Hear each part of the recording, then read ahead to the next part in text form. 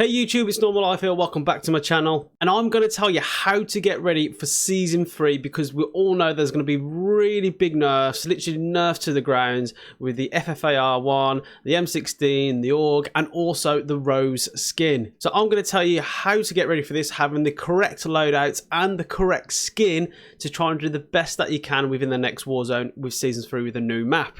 So I'm first going to tell you my top 3 loadouts, not going to overcomplicate it with 10, top 3 loadouts which are going to be so reliable and going to get you plenty of kills and get you a good chance of winning games with Warzone because these guns are so reliable, they won't get nerfed, they won't get touched, and they're one of the best guns that you can get in the game. Yes, we don't know if they're going to be meta in the next season. Probably not, because being Raven with Cold War guns, they probably want them to be the top dogs, but we don't know what's going to be like on day 1, day 2 until JGod makes a meta video. So we're going to get straight into it. The first one I'm going to show you is the Ram 7 and the MP5. The Ram 7 and MP5 has one of the best TTK, time to kill, out of all the guns, especially the Ram 7. It's such an underrated gun. Now you're probably going to wonder why the AMAX isn't there. The AMAX, the only problem I've got with that is the 45 round mags. As JGod says, he puts it in check. And I don't think 45 round mags are really good when it comes to trios and quads. Probably in duos and solos, that's fine. But the Ram 7 is overall one of the best assault rifles that you can use. Now, to break down the best Ram 7 that you can use, you're going to use the mono suppressor, the Ranger barrel, the commando foregrip so you don't affect your ADS, the 50 round mag because that's the biggest capacity that you can get to upgrade to, and the VLK free optic scope, and that is one of the best scopes that you can get, so clear.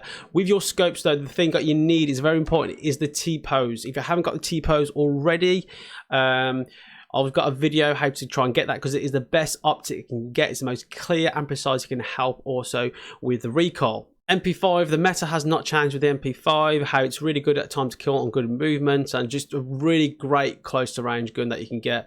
And also the structure of the MP5 hasn't changed already, so you may know this already. It is the mono integrated suppressor, so you save an attachment when it comes to muzzles, the Merc foregrip for that hip fire, the 45 round mags, the 5 milliwatt laser because how you can sprint to fire and get ready to shoot, and the collapsible stock as well for that movement as well.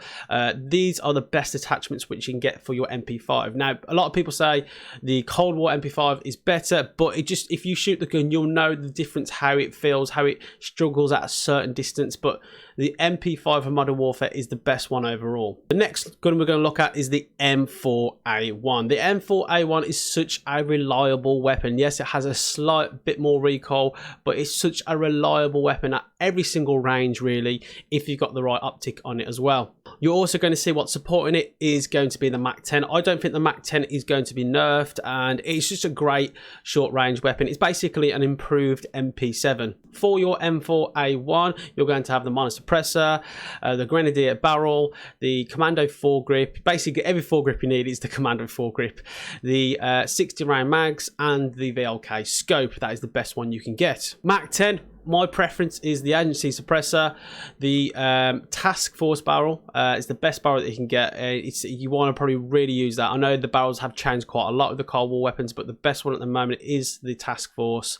You want the agency field agent, foregrip, just to help you a bit of that recoil, especially if you're shooting a bit of longer ranges with it, if you're following up your shots.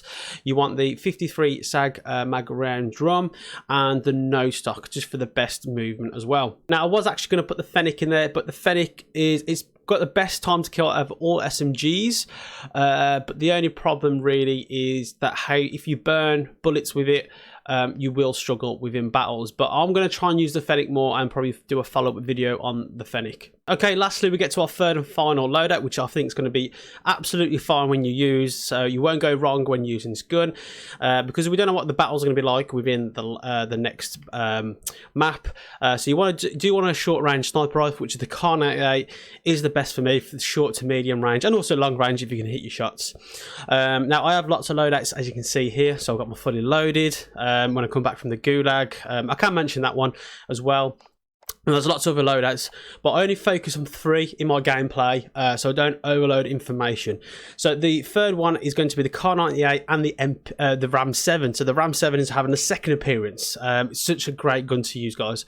So we're going to go for the Kar 98. So with your Kar 98, you want the monosuppressor, the longest barrel, the tac laser.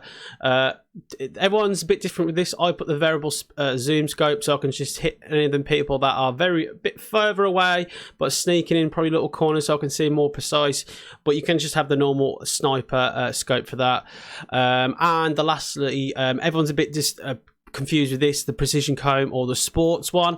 I have the precision because I feel like I can hit my shots better with this, but the sports one, it does give you a really increased aim down sight, so if you're quite an aggressive player, that might be for you. Now you can actually have the SPR, which is kind of the same setup because it has the better range with it, but I think the Kar 98, you can't just go wrong with it. So my short range Ram 7 and is basically, it's such a great gun. It melts at close distance. It does beat SMGs at close range. So I really recommend this gun, guys. The Ram 7 I can't praise anymore. I've actually probably got most of my wins using this. So what you want for this, the monosuppressor, the range of barrel, yes, it's going to affect your ADS, but that's when you don't have a scope for this. The Commando foregrip, again, doesn't affect your ADS. The 50 round mags and the tac laser, so you can improve your ADS, so you don't have no scope for this because basically it's going to be a sniper support. And with your Kar 98, because it is the short to medium range, you kind of fill in every single gap except the long range, but the Kar 98 can help you in long range as well, especially with that variable zoom scope. That's why I probably had that, because I got the Ram 7.